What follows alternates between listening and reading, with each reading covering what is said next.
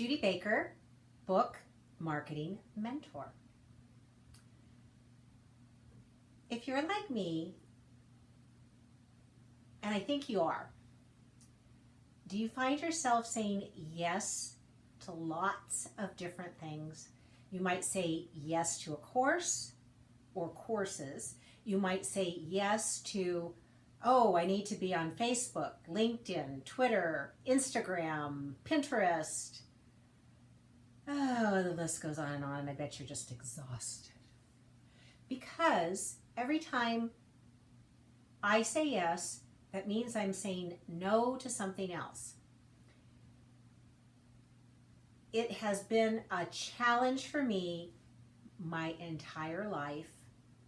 If I see something that I want to do, or I see something where I feel like I can make a contribution, I almost immediately raise my hand and say, I'm in. Well, that works to a degree if what I am saying yes to is moving me towards my ultimate goal. If it fits with my intentions. If, in fact, I get a benefit from what I'm doing, then it's okay. But there are so many things competing for my time, and I bet there's lots of things competing for yours as well. One of the things that my partner Judy Reyes and I have talked about, and that we have implemented with our clients, is looking at a simple list. We've created Google spreadsheets for our clients, and we list all of the initiatives, the projects that we are committed to completing. And I'll give a sample with the blog post, so you'll be able to download a sample spreadsheet for yourself.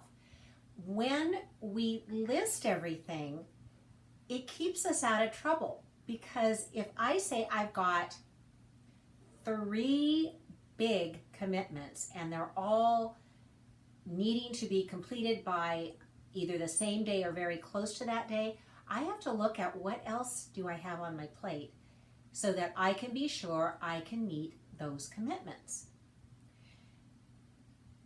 I also am looking at, am I still doing things? Am I still connected, or have I made a commitment to do something, and does it still fit?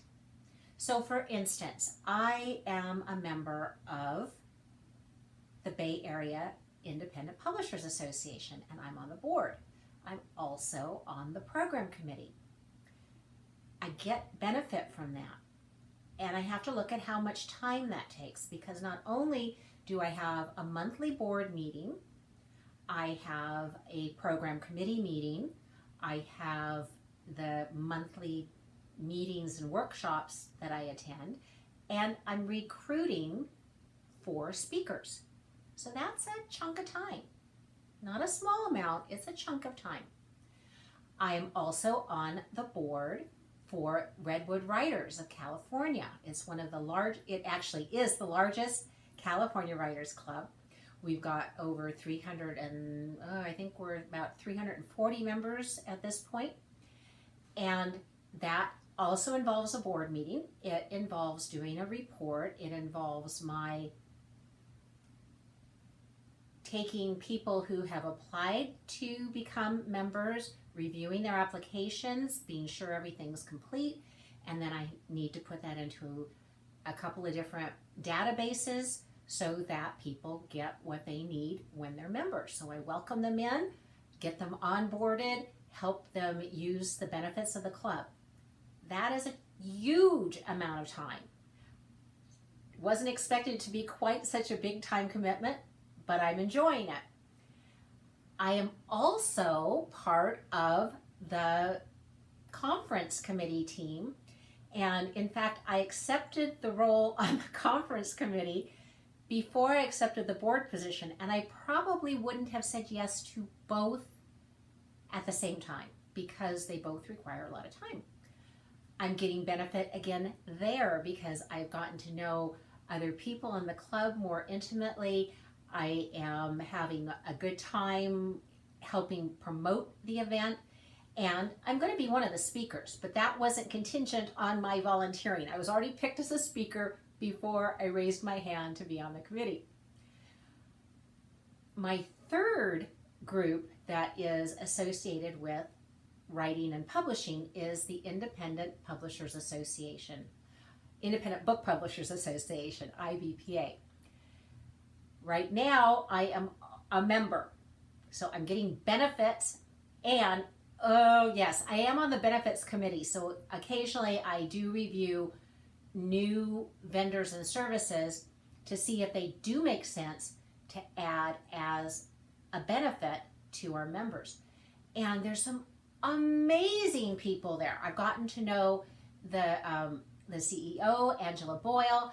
I've gotten to know other board members because we've had them come and speak. We had Brooke Warner come and do a presentation at BEPA. She's going to be doing a keynote at the Redwood Writers Conference, which is coming up on April 21st. And I'm going to be going to Get Published University in Austin, Texas, because I raised my hand, I applied, and I was picked to represent BEPA at that event. In return, I'm going to be sharing what I learn at the conference with the other members in BEPA, which is a benefit to me as well. I know that when I teach, I learn. So those are 3 examples of groups that I participate in, and I'm giving, but I'm getting. With Redwood Writers, I joined Redwood Writers so that I would get my writing back on track, so that I would write. And you know what? I'll tell you a secret.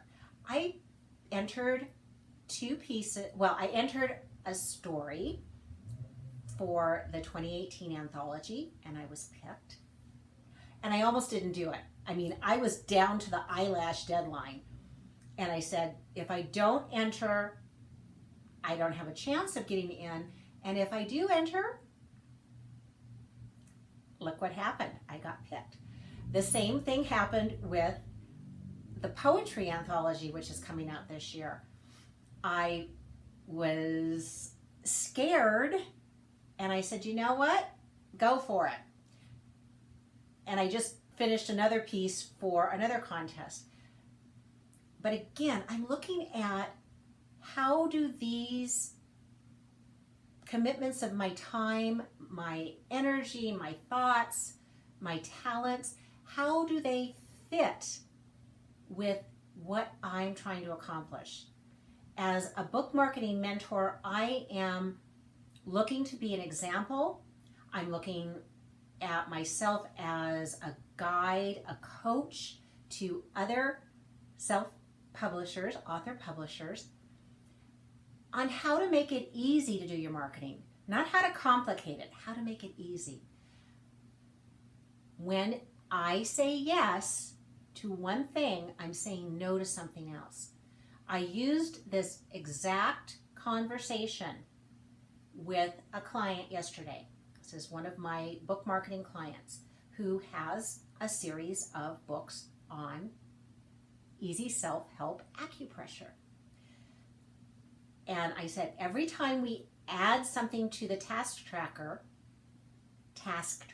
marketing task tracker, every time we add something, one of the questions is, why are we doing this? What's the purpose? What do you hope to gain from this? And looking at the investment of time, money, any other people who are involved.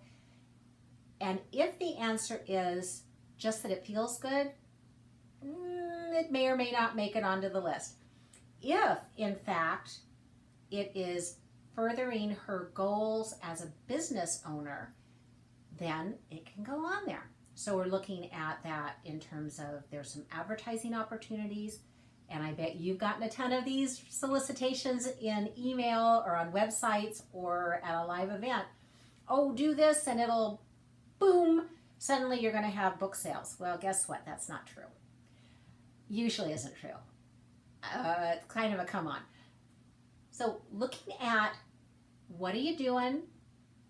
What is your commitment of time, money, and if you have other people who are on the team working on that project, what do you hope to accomplish with that action or commitment? By when does it need to be done? And what's the smallest step you can take to move it forward? Doing all of those things. And then, if I commit to doing this, what am I saying no to? And I am committed this year to saying no more often, or at least giving myself a 24-hour think it over time frame. Everything sounds marvelous when I am real, when I look at, do I have the time? Do I have the energy? How is this going to play out? How will it benefit me? I need to be on target. Luckily, Judy Reyes, my partner, keeps me grounded, because there are so many times I just want to, shoot forward and spend money and do this and do that. Well, I want you to learn to say no when you say yes. Judy Baker, Book Marketing Mentor. You'll be able to download the show notes on our website at bookmarketingmentor.com.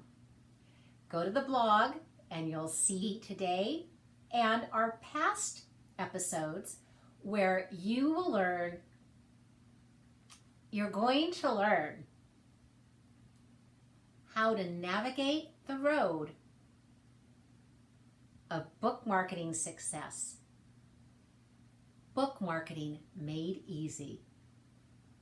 I'll see you next time. And remember, when you say no, you're really saying yes to yourself.